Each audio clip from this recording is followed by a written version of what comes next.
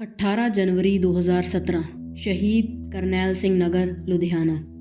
सुबह का टाइम था और लोग अपने अपने कामों पर जाने के लिए घरों से निकल रहे थे कि तभी एक शख्स की नज़र यहाँ घरों के बीच पड़े एक खाली प्लॉट पर जाती है। वो पहले भी हर रोज़ इसी रास्ते से होकर अपने काम के लिए जाता था, लेकिन आज कुछ अलग था क्योंकि इस प्लॉट के एक कोने में एक बड़ा सा प्लास्टिक का बैग पड़ा था जो कि पहले यहाँ नहीं था। और ये बैग देखने में काफ़ी ज़्यादा अजीब लग रहा था। वो आसपास से गुजर रहे कुछ और लोगों को भी ये बैग के बारे में बताता है और उन्हें भी ये बैग काफ़ी अजीब लग रहा था। तो कुछ देर सोच विचार करने के बाद वो लोग इस बैग के पास जाकर चेक करने का डिसाइड करते हैं कि आखिर इस बैग में है क्या। उनमें से एक बंदा कांपते हुए हाथों से उस बैग की गांठ खोलता है और जैसे ही वो उस बैग के अंदर झांक कर देखता है तो वहाँ खड़े कुछ लोग तो उल्टियाँ करने लग जाते हैं और बाकी भी ऐसे खड़े थे जैसे कि उन्होंने पता नहीं क्या ही देख लिया हो। दरअसल इस बैग में किसी इंसान की, इनफैक्ट एक बच्चे की कटी फटी लाश थी जिसकी हालत बिल्कुल भी देखने लायक नहीं थी। वहाँ मौजूद एक शख्स तुरंत इस बात की जानकारी पुलिस को दे देता है। पुलिस तुरंत मौके पर पहुंचती है और वो एक एक कर इस बैग में से उन लाश के टुकड़ों को निकालना स्टार्ट करती है और उस बैग में से टोटल 6 लाश के टुकड़े मिलते हैं। इस लाश के मिलने से पूरे मोहल्ले में डर का माहौल था।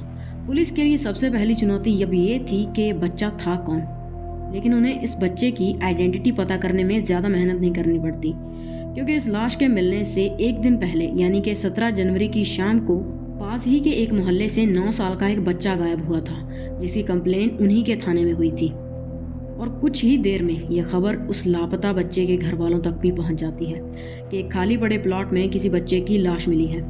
पुलिस जैसे ही उन्हें ये बॉडी दिखाती है वो लोग तुरंत पहचान जाते हैं कि ये तो उनके बेटे दीपू की ही बॉडी थी। आइडेंटिफिकेशन होने के बाद पुलिस लाश को पोस्टमार्टम के लिए भेज देती है और दीपू के माता पिता से पूछताछ स्टार्ट करती है, जिनसे पुलिस को ये पता चलता है कि दीपू के पिता दीपक और माँ संगीता मूल रूप से यूपी के रहने वाले थे और वो लोग काम की तलाश में लुधियाना आए थे। दीपू के पिता मजदूरी करते थे जबकि उसकी माँ लोगों के घरों में काम करती थी। इसके अलावा दीपू का एक बड़ा भाई भी था जो कि एक दुकान में नौकरी करता था। दीपू ने भी थोड़ा टाइम पहले स्कूल जाना छोड़ दिया था और वो भी एक दुकान में पार्ट टाइम जॉब करता था और दोपहर के तकरीबन 12 बजे तक वो दुकान से घर वापस आ जाया करता था और उसके बाद वो पूरा दिन अपने दोस्तों के साथ पतंग उड़ाता था। और जिस दिन 17 जनवरी को दीपू गायब हुआ था उस दिन भी उसके घर वालों को यही लगा था कि वो अपने दोस्तों के साथ कहीं पतंग उड़ाने गया होगा, इसीलिए उन्होंने ज़्यादा ध्यान नहीं दिया। लेकिन जब अंधेरा होने लगा तो दीपू के माता पिता को उसकी चिंता होने लगी, जिसके बाद दीपू के पिता और भाई उसे ढूंढने के लिए घर से निकले। रात होने तक उन्होंने तकरीबन हर उस दोस्त और हर उस जगह की छानबीन कर ली थी जहां भी दीपू जा सकता था, मगर उन्हें ये जानकर बहुत बड़ा धक्का लगा था कि उस दिन तो दीपू अपने किसी भी दोस्त के पास खेलने नहीं गया था। इसी के तुरंत बाद उन्होंने पास ही के थाने में दीपू की मिसिंग की रिपोर्ट लिखवाई थी। पुलिस ने रिपोर्ट लिखने के बाद से ही आसपास के सभी एरियाज में अपनी अलग अलग टीमें भेजकर दीपू की खोज शुरू कर दी थी, मगर पूरी रात खोजने के बाद भी उन्हें दीपू का कोई सबूत नहीं मिला था। और अगली सुबह अगर उन्हें कुछ मिला तो वो थी दीपू की लाश। दीपू की लाश मिलने के बाद पूरे मोहल्ले में अफरा तफरी मच गई थी क्योंकि यहाँ सिर्फ एक मासूम का कत्ल नहीं हुआ था बल्कि उस मासूम के शरीर को बड़ी ही बेरहमी से छोटे छोटे टुकड़ों में काटकर कुत्तों के खाने के लिए फेंक दिया गया था। दीपू के घर वालों पर अपने बच्चे को ऐसी हालत में देखकर क्या बीती होगी, इस बात का हम अंदाजा भी नहीं लगा सकते। तो स्टार्टिंग में पुलिस और इनफैक्ट दीपू के घर वाले भी यही मानकर चल रहे थे कि यहाँ किसी तांत्रिक की इन्वॉल्वमेंट रही होगी और दीपू का कत्ल जरूर बलि वगैरह देने के लिए किया गया होगा, क्योंकि बैक इन द डे ऐसे काफ़ी सारे केस देखने को मिले थे। तो पुलिस यही से अपनी इन्वेस्टिगेशन स्टार्ट करती है एंड आसपास में रहने वाले सभी तांत्रिकों और जादू टोना करने वालों को पुलिस एक एक कर पूछताछ के लिए बुलाती है, इस उम्मीद में कि शायद इन्हीं में से उन्हें कोई दीपू का कातिल मिल जाए या फिर उसके कातिल का कोई सुराग मिल जाए। लेकिन कई दिनों तक मेहनत करने के बाद भी उन्हें कोई भी शख्स ऐसा नहीं मिला जिस पर कि उन्हें थोड़ा सा भी डाउट हो सके कि इसका दीपू के कत्ल से कुछ लेना देना है। बट स्टिल वो इसी थ्योरी में बिलीव कर रहे थे कि दीपू का कत्ल किसी तांत्रिक ने ही करा होगा और इसके बाहर वो कुछ सोच ही नहीं रहे थे। बट जब कुछ दिन और कोशिश करने के बाद भी उनके हाथ कातिल नहीं लगा तो उन्होंने इस केस को एक दूसरे एंगल से इन्वेस्टिगेट करने का ट्राई किया।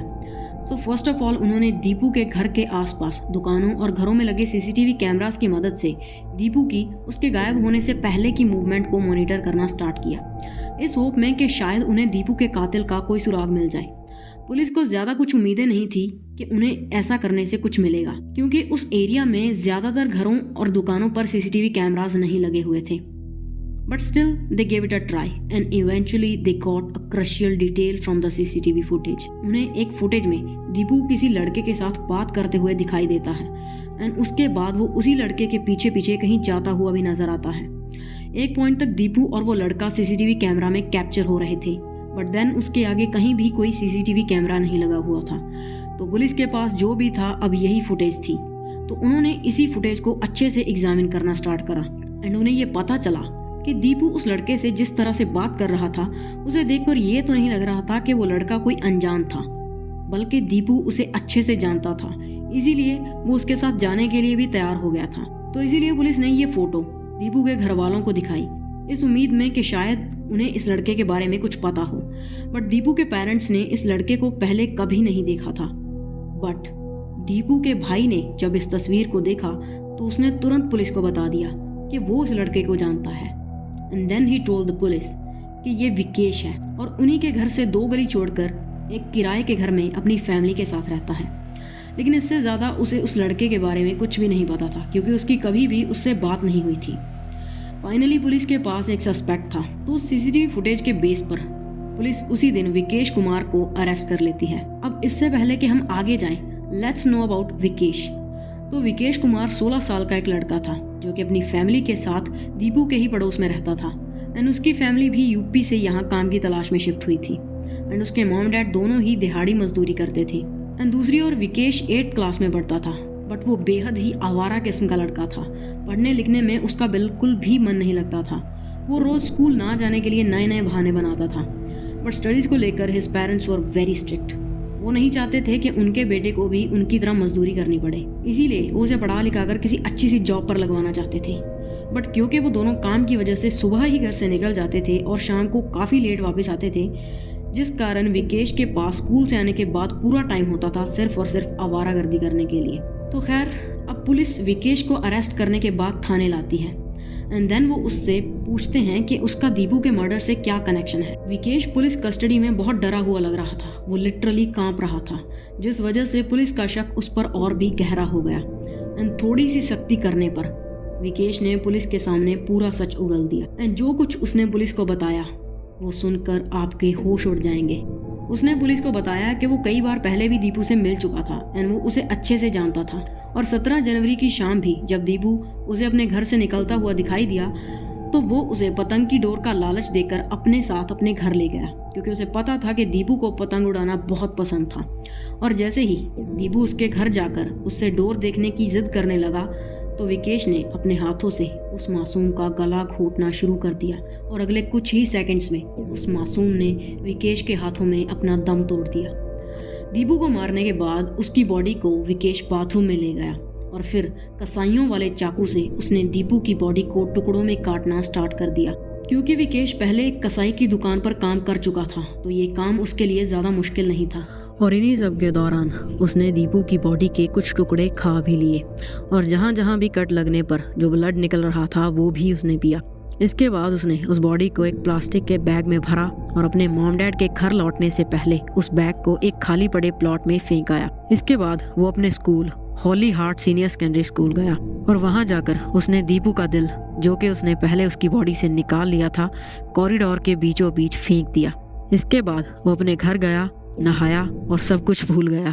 विकेश की ये बातें सुनकर वहाँ खड़ा हर एक पुलिस वाला शॉक में था कि आखिर एक 16 साल का बच्चा इतना हीनियस क्राइम कैसे कर सकता था। लेकिन जब पुलिस ने उससे दीपू के कत्ल की वजह पूछी तो उसने और भी हैरान कर देने वाली बातें रिवील करी। उसने पुलिस को बताया कि from a very young age उसे एक अजीब सी फैसिनेशन थी ह्यूमन मीट को लेकर। उसे शुरू से ही ये ट्राई करने की बड़ी इच्छा थी कि ह्यूमन मीट खाने में कैसा होता है, इंसानी मीट का टेस्ट कैसा होता है, और वो ये किसी भी हालत में जानना चाहता था।